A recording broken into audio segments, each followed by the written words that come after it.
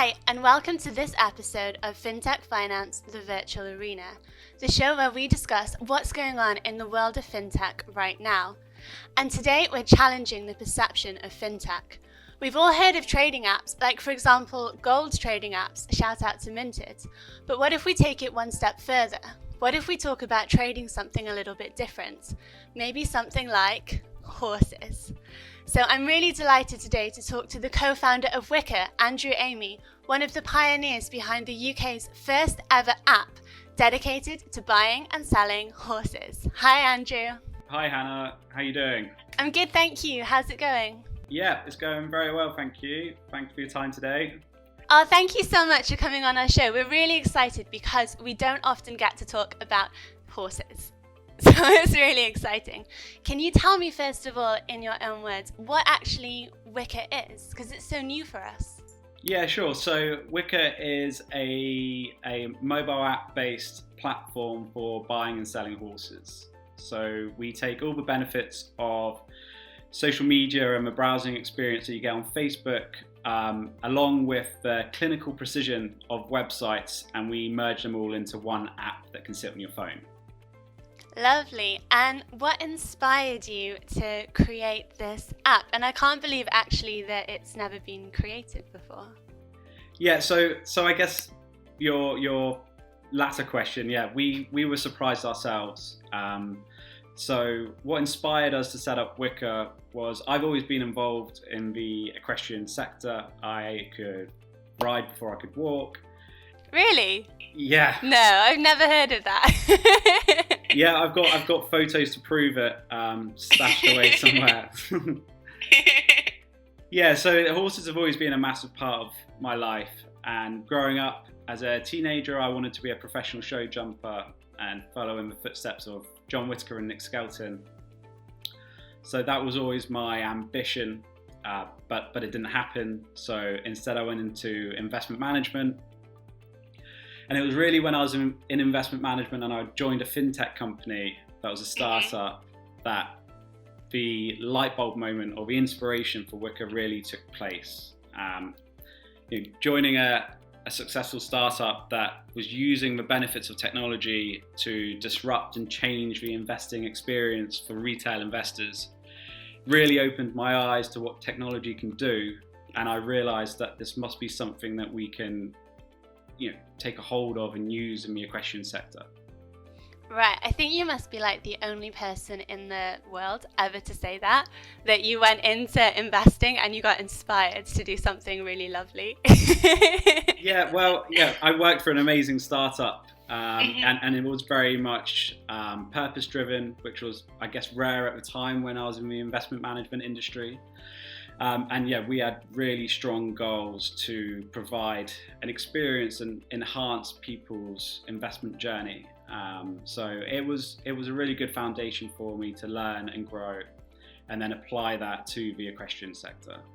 And can I say the startup is not a secret, right? No, I used to work for Wealthify. Yeah, and that's how we know each other, right? Because I remember you teaching me about all the different investments you had and about how the app worked and things. What are the things that you'd say that they have in common that you were able to learn from Wealthify? So I think the culture is a big one. When you're in a startup, you have to wear many hats, and especially at the start, although a lot of people won't like to admit this, there is a part of make it up as you go along or learn on the job. I think when you work for a bigger organization and you're siloed into a particular role, you become very niche and very focused. But when you're working for a smaller team, for example, at Wealthify, when we started, I was customer services, compliance, operations, and investment manager. So yeah, you wouldn't get that in a larger organization. Especially the compliance and the investment management roles being merged together. But that's just the nature of a startup. You have to roll up your sleeves and get involved in anything that needs doing that you can help out with. I'd say that's the biggest thing that I've transferred across from Wealthify to Wicker. Oh, that's so nice. So you waited until Wealthify went from a bootstrap company until a really successful one, and then you were like, right, that's it, I'm going to start my own thing now, start all over again. Myself and my two co-founders, we bootstrapped Wicker for a couple of years alongside my career at Wealthify. So I had the light bulb moment. I mentioned it to my two co-founders. One of them I met at Wealthify, who was a contractor there, and I mentioned it to him over a coffee and said, I want to build a buying and selling platform for horses, and I want it to be loosely based on the browse experience that you get on popular dating apps. Oh, nice. Yeah, just the browse experience, I might add. And he didn't think that you were like completely mental. He was just like, yeah, let's do it. He thought it was an amazing idea. He said straight away he was in, and yeah, that was a couple of years ago. But yeah, we bootstrapped it for a long time, and there was we bootstrapped it, and yeah, the rest is history, I guess. But yeah, that was fun, and it's much better now working on it full time. Yeah, like literally history, because you are the very first in the UK. Or is it just the UK, or is it everywhere? So we are the first mobile app that is a platform for buying and selling horses globally. So it's pretty exciting. Globally? Oh, that's so cool. Yeah. You made history.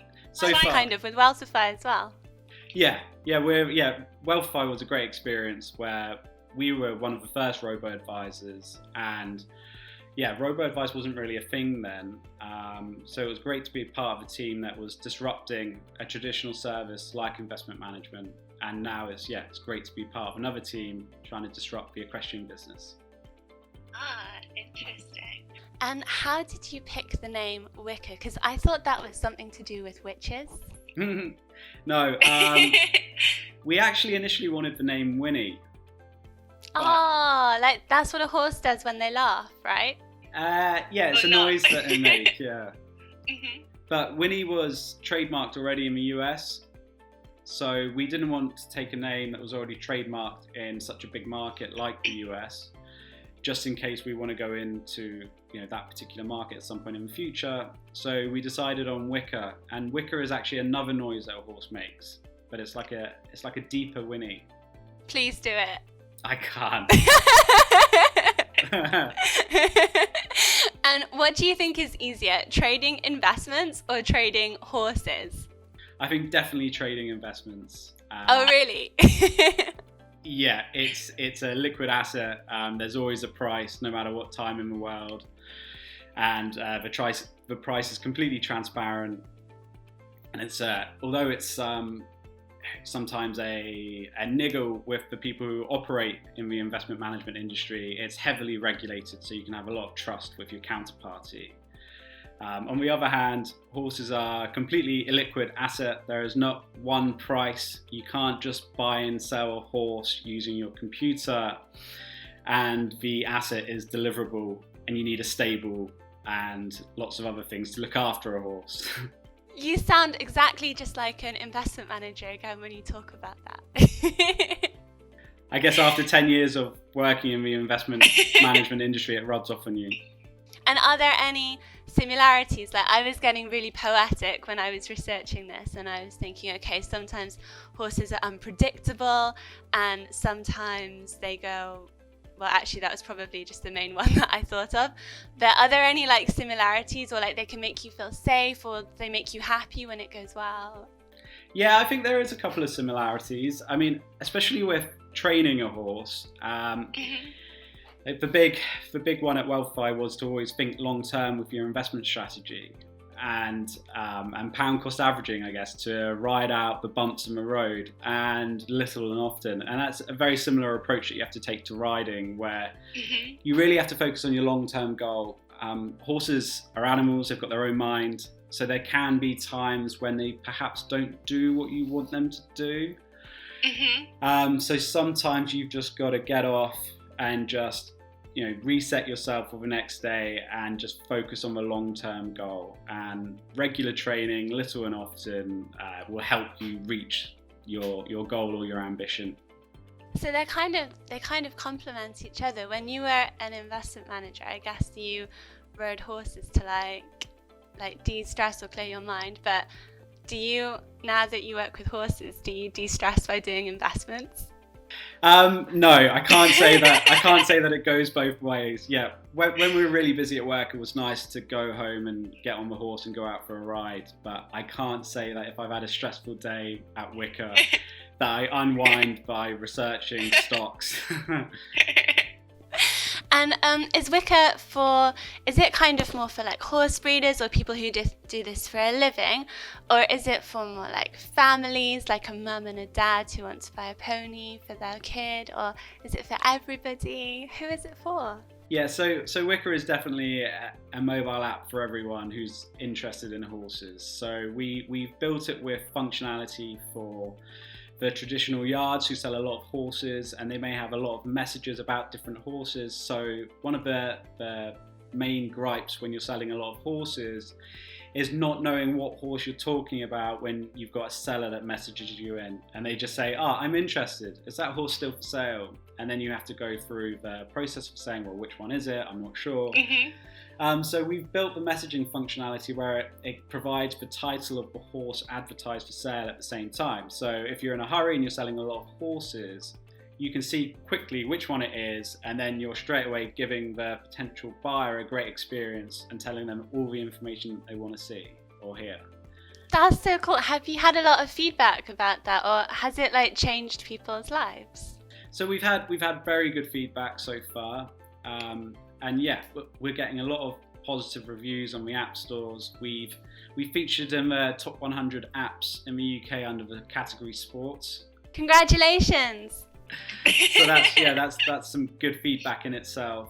And everyone that's used the app has just said it's great. And just going back to what you said earlier, they've said, why hasn't this been done before? So yeah, we're very happy with the feedback so far. Oh, that's brilliant. And what's it like being your own boss and managing your own business? Because you picked a really challenging time to go for this. Yeah. I didn't factor in coronavirus at the start when I left my job, but I wouldn't change anything that's happened so far. The impact of coronavirus was seen immediately because, like buying a house, you want to go and view the horse that you're going to buy before you make the purchase. So for the first couple of months after lockdown, there was just a freeze on most business activity. But since lockdown's eased, everything's gone back to normal. And if anything, we've seen a spike in sales and demand because a lot of people are either working from home, or they've changed their leisure activities, or they're on furlough. So a lot of people have got a lot more spare time, so they've been buying horses. Oh, that's perfect. That's so nice. And do you enjoy like the process of completely like setting it up and being in charge of everything? Or is it a bit scary? I would say it's I think everyone who starts a business for the first time is going to have some reservations on what might happen. But yeah, it's been fun. Tackling each department and making sure that you're doing each role, and I guess allocating time to each role. It's very easy to get sucked into one area of the business, so sales, for example, or marketing. But then if you forget the accounting or the books and records side of things, and then I know. Yeah, so I guess you've got to do every job, haven't you, when you start a business? But that's fine. It's part of it, and that's what you sign up for when you launch a company, as I'm sure that you understand. Oh my god, yeah, accounting. Like, I'm so happy I have an accountant, honestly. Otherwise, it's just like I make a mess of it now. Well, I shouldn't say this on the video. What's next for Wicker? Are you going to stay in the UK, or are you going to go for like world domination? What do you think is going to happen? So our roadmap, the way that we look at it, in the next 12 months, we would like to enter into a different market. Okay. So we're looking at either the US or Europe as one of the main destinations to take Wicker. I think we're leaning towards the US, although it's a more ambitious goal. We're seeing organic traffic from the US already, so we've already got a number of Wicker users that are in the United States. So I think that's our big plan for the next 12 months. I can imagine like down south, like Texas area, like you're going to be supplying all these like cowboys with horses. Is it that kind of thing? It is. There is that. There's a lot of cowboys in the US, which isn't a market that we've got in the UK. However, there is traditional equestrian sports as well. So you've got dressage, eventing, and show jumping being very popular in America.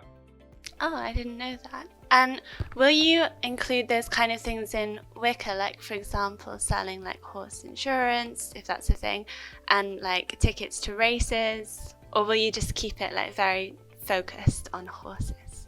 So that's up for debate right now. I think we may make it into more of a broader marketplace. I mean, our initial venture was very much focused on just the horses themselves, but there's a lot of demand for buying and selling tack, horse lorries, insurance. What's a tack? So tack is the horse equipment. So okay. So you've got your bridle and your saddle, which you use to ride. So that would be considered tack. Okay. And And I was just going to say, the other thing that we're looking at doing alongside a more broad marketplace is something like more of a social media angle. So having a community part of the app, because the equestrian community is very much focused around the horses, and it's not like the investment industry where people don't really want to talk and share.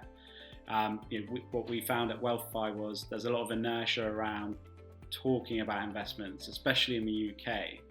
But with the equestrian industry, everyone has questions, or they want to help, or they want to post updates and share what they've been up to. And that, along with the long-term trend of people moving away from Facebook, we think is a real opportunity for us to enter into that market. Yeah, horse people are like, they really like talking about horses, don't they? Yeah. Yeah, if you get stuck next to one at a dinner table, you'll have a long night talking about horses, and you'll know your chestnuts from your bays at the end of it. Yeah, I know. That's something that I've noticed with people who like horses. Don't start them off, because if anybody mentions it, then that's it for the rest of the night. You're like, and they talk about like how many hands and stuff like that. Well. Yeah, you want to stay away from that subject, or you'll be there all night. So you're going to create like a kind of lifestyle as well as an app. So somewhere like Wicker members, I don't know what you'd call them, like Wickers maybe, that they could all come together and collate, and well, that would be really nice. Yeah, 100%. And we're also looking at controlling more of the supply chain. So at the moment, Wicker is very much a marketing platform where you go to browse horses or advertise your horses for sale.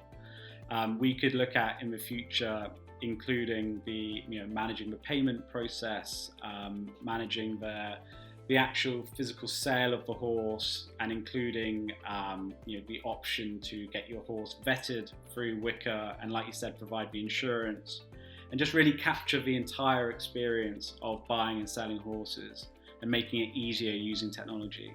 Like the whole journey just in one app. Yeah, that's the ambition and the dream. Oh, that's so cool. And I was going to ask if you'd ever go to any other animals, but I guess you're pretty solid on horses. Yeah, I think we're going to focus on the equestrian sector for now. I think there's a Nice. And okay, this is a fun question. If Wicker was a horse, what horse would it be? If Wicker was a horse, what horse would it be? Yeah. I'm going to have to say that it would be a Dutch warm blood, although that will mean nothing to anyone listening. No, most of all me. A Dutch warm blood horse is one of the elite breeds of horses available, and it's also popular in all equestrian disciplines and is at the frontier of horse breeding.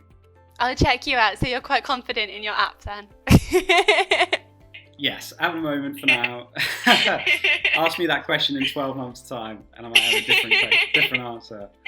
That's really cool. And what do you love most of all about Wicker above everything else?